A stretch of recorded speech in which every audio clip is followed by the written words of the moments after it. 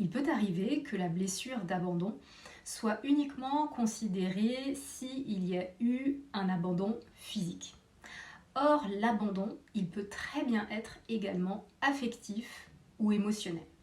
Et très souvent, eh bien, il arrive qu'il s'agisse soit des deux parents, soit d'un des deux parents qui va être donc soit absent physiquement, soit va être absent émotionnellement ou affectivement.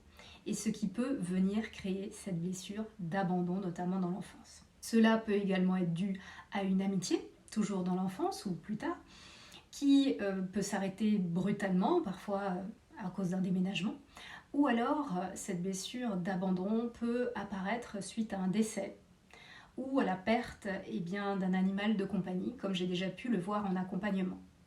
Cette blessure de l'abandon peut être déclenchée dans des relations, notamment pendant l'enfance et parfois plus tard, où vous avez eu peur d'être abandonné, ou bien où on vous a menacé de vous abandonner ou de vous quitter à répétition.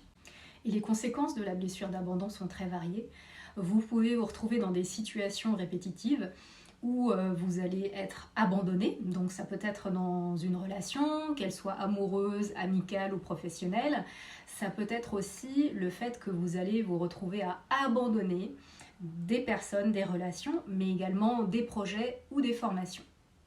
Vous pouvez également vous retrouver dans des situations et notamment des relations avec des personnes qui vont avoir peur de l'engagement ou bien avoir vous-même peur de l'engagement.